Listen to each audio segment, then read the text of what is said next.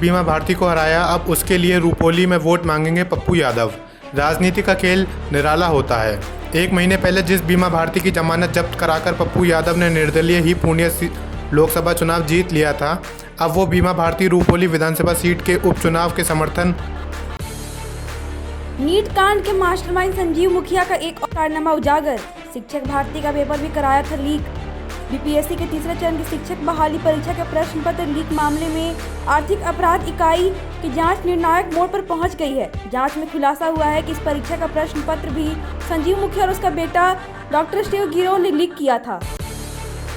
को लेकर मायावती ने सरकार को घेरा, बोली लोगों में बेचैनी, चिंता और गुस्सा। पेपर लीक को लेकर संसद से सड़क तक विरोध का माहौल दिख रहा है। इस बीच भाजपा सुप्रीमो मायावती ने भी सरकार पर निशाना साधा है। उन्होंने कहा कि परीक्षाओं में अनिश्चितता को लेकर लोगों में बेचैनी, चिंता और आक्रोश की लहर स्वाभाविक है। पेपर लीक यूपी में भाजपा की हार का बड़ा कारण। लोकसभा चुनाव 2024 में उत्तर प्रदेश में भाजपा की हार के वैसे तो बहुत सारे कारण हैं, पर उन कारणों में से एक बड़ा कारण पेपर लीक भी है। धीरे धीरे देश भर में तमाम राज्यों की विभिन्न परीक्षाओं में होने वाला पेपर लीक हमारे जीवन का हिस्सा सा बन गया है। गाजीपुर में अखिलेश यादव मना रहे अपना जन्मदिन। राष्ट्रीय स्वयंसेवक संघ के प्रमुख मोहन भागवत गाजीपुर में परमवीर चक्र विजेता ईद की जयंती पर उनके जीवन पर लिखी किताब मेरे पापा परमवीर को विमोचन करेंगे। समाजवादी पार्टी के राष्ट्रीय अध्यक्ष और पूर्व मुख्यमंत्री अखिलेश यादव अपना जन्मदिन मना रहे हैं। अखिलेश को बधाइयों का तांता लगा है। सबसे पहले यहां से टूटेगी अजित पवार की एनसीपी। महाराष्ट्र विधानसभा चुनाव से पहले पूर्व मुख्यमंत्री अजित पवार की राष्ट्रवादी कांग्रेस पार्टी में संभावित टूट की अटकलें हैं। कहा जा रहा है कि जल्द ही अजित गुट के कई नेता चाचा शरद पवार की अगुवाई वाली पार्टी में शामिल हो सकते हैं। के घरों पर चला बुलडोजर, असम सरकार का बड़ा एक्शन। असम के गवालपाड़ा जिले में रविवार को सरकारी जमीन पर अतिक्रमण के चलते 5 व्यक्तियों के मकान ढहाए गए मकानों में बलात्कार और हत्या के 3 आरोपियों के मकान भी शामिल हैं। यह जानकारी अधिकारियों ने दी। मंगलौर बद्रीनाथ उपचुनाव में बीजेपी कांग्रेस ने झोंकी पूरी ताकत। उत्तराखंड में होने वाले उपचुनाव को लेकर बीजेपी और कांग्रेस ने अपनी पूरी ताकत झोंक दी है। मंगलौर में पूर्व सीएम त्रिवेंद्र सिंह रावत व हरिद्वार सांसद त्रिवेंद्र सिंह रावत उपचुनाव को लेकर प्रत्याशी अपने अपने समर्थकों के साथ लोगों के घर घर पहुंच रहे हैं। कांड में विभव कुमार को नहीं मिली राहत। दिल्ली हाईकोर्ट ने आम आदमी पार्टी की राज्यसभा सांसद स्वाति मालीवाल के कथित मारपीट मामले में जमानत मांगने वाली दिल्ली के मुख्यमंत्री अरविंद केजरीवाल के करीबी विभव कुमार की याचिका पर सुनवाई 8 जुलाई तक के लिए स्थगित कर दी है। अरविंद केजरीवाल फिर पहुंचे दिल्ली हाई कोर्ट। दिल्ली शराब घोटाला में सीबीआई गिरफ्तारी और 14 दिनों के न्यायिक हिरासत में भेजे जाने के फैसले के खिलाफ अरविंद केजरीवाल ने दिल्ली हाई कोर्ट का दरवाजा खटखटाया है। दिल्ली के राउज एवेन्यू कोर्ट ने सीबीआई की अपील को स्वीकार करते हुए केजरीवाल को 12 जुलाई तक न्यायिक हिरासत में भेज दिया था। मनमानी जनता को होगी दिक्कत, नए कानूनों पर बोली आप। तीनों कानूनों को लागू करने के लिए पूरी तरह तैयार हो चुके हैं। आम आदमी पार्टी के नेता और दिल्ली सरकार के मंत्री सौरभ भारद्वाज ने कहा कि नए कानूनों को लागू होने से पुलिस की मनमानी बढ़ जाएगी और जनता को दिक्कत होगी। उन्होंने कहा कि पिछले कानूनों में कई कमी नहीं थी, उनको लागू करने में और जांच एजेंसियों में है। नए आपराधिक कानूनों को लेकर दिल्ली पर खास फोकस। अमित शाह ने एलजीबीटी सक्सेना से किया बात। दिल्ली में 3 आपराधिक कानून लागू हो गए हैं। इसके तहत पहला मामला भी दर्ज हो चुका है। इससे दिल्ली वालों की पुलिस तक पहुंच और शिकायत दर्ज करना आसान हो गया है। अब ऑनलाइन शिकायतें दिल्ली पुलिस के पोर्टल पर और दूसरे शहरों में भी दर्ज की जा सकती हैं। हरियाणा में नायब सैनी के नेतृत्व में विधानसभा चुनाव लड़ेगी बीजेपी, अमित शाह ने किया ऐलान। केंद्रीय गृह एवं सहकारिता मंत्री अमित शाह ने पंचकुला में हुई विस्तारित प्रदेश कार्यकारिणी बैठक में बताया कि हरियाणा के अगले चुनाव में भाजपा नेतृत्व में चुनाव लड़ा जाएगा और नायब सैनी ही अगले सीएम होंगे। उन्होंने भाजपा को तीसरी बार हरियाणा में सरकार बनाने की उम्मीद जताई। इस अवसर पर सीएम नायब सिंह सैनी, धर्मेंद्र प्रधान, विपुल कुमार देव, मनोहर लाल जैसे अन्य नेता भी उपस्थित थे। राहुल गांधी की लोकसभा में मचा हंगामा। पीएम मोदी भी उठ खड़े हुए। राहुल गांधी ने लोकसभा में कहा कि भाजपा संविधान पर हमला कर रही है और चुनाव में उसका परिणाम दिख रहा है। उन्होंने अपने कई नेताओं को जेल जाने पर भी बात की। कहा एक नेता तो अभी भी जेल से निकले हैं और एक अब भी। उन्होंने इस पर अरविंद केजरीवाल की ओर इशारा किया और कहा कि मेरे ऊपर भी हमला किया गया और सब देश के प्रधानमंत्री के आदेश पर किया गया। ओम बिरला ने सत्र के 6ठे दिन लोकसभा को संबोधित किया। लोकसभा के स्पीकर ओम बिरला ने सत्र के छठे दिन लोकसभा को संबोधित करते हुए विभिन्न मुद्दों पर अपनी बात कही। उन्होंने नीट परीक्षा मुद्दे पर संसद को संबोधित करते हुए राहुल गांधी का माइक बंद होने के बाद विपक्षी सांसदों ने यह मुद्दा उठाया था। उन्होंने टीम इंडिया को विश्व कप जीतने के अवसर पर भी टिप्पणी की थी। नरेंद्र मोदी करीबी अफसर के क्यों कहे गए पीएम मोदी की आंख और कान। पुनियल कैलाश नाथन, जिनके के नाम से जाना जाता है, गुजरात सरकार के चीफ प्रिंसिपल सेक्रेटरी के रूप में लंबे समय तक काम करने के बाद अब सेवानिवृत्त हो गए हैं। उन्होंने सरकार के फैसले का इंतजाम किए बिना वीआरएस ले लिया। कैलाश नाथन ने नरेंद्र मोदी के मुख्यमंत्री रहते हुए भी काम किया और उनके बहुत करीबी रहे हैं। कहा जाता कि वह गुजरात के मामले में पीएम मोदी की आंख और कान है। टीएमसी और राहुल गांधी पर खूब भड़के अनुराग ठाकुर। लोकसभा में सोमवार को आपातकाल और नीट परीक्षा जैसे मुद्दों पर तीखी बहस देखी गई। इस दौरान भाजपा सांसद अनुराग ठाकुर ने टीएमसी और राहुल गांधी को निशाने पर लिया।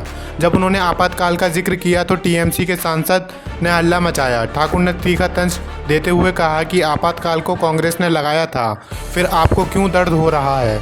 उन्होंने राहुल गांधी पर भी नेता विपक्ष बनने का तंज कसा और कहा कि उन्हें इस पद की जिम्मेदारी भी समझनी चाहिए। एनआईए ने जेल में बंद कश्मीर के सांसद इंजीनियर राशिद को दी शपथ लेने की मंजूरी। एनआईए ने कश्मीर के नेता इंजीनियर अब्दुल राशिद शेख को जेल में बंद होते हुए सांसद के तौर पर शपथ ग्रहण की अनुमति दी है। दिल्ली की अदालत ने शपथ ग्रहण की शर्तों पर फैसला सुनाने के लिए तारीख निर्धारित की है। इंजीनियर राशिद ने हाल ही में बारामूला सीट से निर्दलीय उम्मीदवार के रूप में लोकसभा चुनाव जीता था। पिछली सरकार के 17 मंत्री हारे, राज्यसभा में बोले मल्लिकार्जुन खड़गे। राज्यसभा की कार्रवाई के दौरान सोमवार को कांग्रेस के राष्ट्रीय अध्यक्ष मल्लिकार्जुन खड़गे ने प्रधानमंत्री नरेंद्र मोदी पर तंज कसा। उन्होंने कहा कि संविधान सब पर भारी है और राष्ट्रपति के अभिभाषण में दलितों और अल्पसंख्यकों के लिए कुछ भी नहीं था। उन्होंने नए आपराधिक कानूनों पर भी सवाल उठाए और कहा कि 2024 का चुनाव अहंकार तोड़ने वाला रहा। हमको घमंडी बोलते थे लेकिन इनका घमंड टूट गया। कहा कि पिछली सरकार के 17 मंत्री हार गए हैं। नीट पर सांसद में फिर होगा हंगामा, कई सांसदों ने दिया स्थगन प्रस्ताव।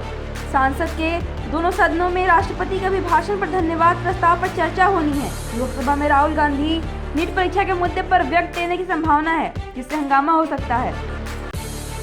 इससे ज़्यादा हो आरक्षण की सीमा। कांग्रेस ने पीएम मोदी से कर डाली संविधान में बदलाव की मांग। कांग्रेस ने बिहार में आरक्षण की सीमा बढ़ाने के लिए सरकार पर दबाव डालना शुरू किया है। उनका कहना है कि सुप्रीम कोर्ट द्वारा निर्धारित 50% की सीमा को बढ़ाकर एससी, एसटी और अन्य पिछड़ी जातियों को आरक्षण देने में मदद मिलेगी। उन्होंने प्रधानमंत्री नरेंद्र मोदी से संसद में विधेयक लाने की अपील की है। इससे पहले पीएम को अपने रुख का स्पष्ट करने की आवश्यकता है। मॉस्को में बने मंदिर। पीएम मोदी की यात्रा से पहले रूस में जोर पकड़ रही हिंदुओं की मांग। प्रधानमंत्री नरेंद्र मोदी रूस जाने की तैयारी में हैं, जबकि मॉस्को में हिंदू मंदिर की मांग बढ़ रही है। नेपाल और भारत जैसे दक्षिण पूर्व एशिया के देशों में सबसे ज्यादा मानने जाने वाले हिंदू ने 1900 के दशक के आसपास रूस की मौजूदगी दर्ज कराना शुरू कर दी थी। भारतीय व्यापार संघ के अध्यक्ष स्वामी कोटवाणी ने मॉस्को में पहले हिंदू मंदिर की बनावट की इच्छा जताई है, जो भारत रूस संबंधों को मजबूत करती है। फैजाबाद से सांसद अवधेश प्रसाद को बनाए डिप्टी स्पीकर। ममता बनर्जी के दाव से विपक्ष गदगद। भारतीय गठबंधन लोकसभा उपाध्यक्ष पद के लिए अवधेश प्रसाद को चुनाव लड़ने की तैयारी कर रहा है। उन्होंने इसमें संघर्ष की बात की, जो कि सोशलिस्ट पार्टी के सीनियर सांसद हैं। उनकी अगुवाई में लोकसभा में सांसद बैठते हैं और अक्सर राहुल गांधी के साथ पहली सीट पर बैठते हैं। सूत्रों का कहना है कि रक्षा मंत्री राजनाथ सिंह ने उपाध्यक्ष पद को लेकर तृणमूल कांग्रेस की अध्यक्ष और पश्चिम बंगाल की मुख्यमंत्री ममता बनर्जी से बात की। ममता बनर्जी ने उपाध्यक्ष के लिए अवधेश प्रसाद का नाम सुझाया है। संसद में पूरी ताकत से आपकी आवाज़ करूंगा बुलंद, बतौर नेता विपक्ष क्या बोले राहुल गांधी। राहुल गांधी ने अपने वीडियो संदेश में विपक्षी नेताओं की भूमिका को महत्वपूर्ण मानते हुए कहा कि वे सभी भारतीयों के लिए लोकतांत्रिक औजार हैं। उन्होंने विपक्ष के रूप में अपनी जिम्मेदारी को स्वीकार किया और विश्वास दिलाया कि वे संसद में लोगों की समस्याओं को उठाने के लिए पूरी ताकत से काम करेंगे। उनके इस बयान से स्पष्ट होता है कि वो लोकतंत्र के मूल्यों और संसदीय व्यवस्था के महत्व को पहचानते हैं। सुक्खू सरकार और राजभवन के बीच मतभेदों की खबर पर हिमाचल के राज्यपाल ने दी सफाई। राज्यपाल शिव प्रताप शुक्ला ने दिया बयान कि हिमाचल प्रदेश में कृषि विश्वविद्यालय के कुलपति की नियुक्ति पर सरकार और राजभवन के बीच कोई विवाद नहीं है। मुख्यमंत्री सुखविंदर सिंह सुक्खू ने भी इस मुद्दे पर राज्यपाल से मिलकर चर्चा की, जहां उन्होंने बताया कि सरकार के पास इस नियुक्ति से संबंधित संपूर्ण जानकारी है। फ्रांस में हो रहे चुनाव, भारत में हुई वोटिंग, 3 राज्यों में बने थे मतदान केंद्र। फ्रांस में हो रहे संसदीय चुनाव के पहले दौर में भारत में भी फ्रांसीसी नागरिकों के लिए मताधिकार का प्रयोग किया। तमिलनाडु, केरल और पौंडीचेरी में फ्रांसीसी नागरिकों ने मतदान किया, जिससे पौंडीचेरी में फ्रांस के वाणिज्य दूतावास और चेन्नई के ब्यूरो डी फ्रांस ने संगठित किया। वहां कुल 4,550 फ्रांसीसी नागरिक हैं।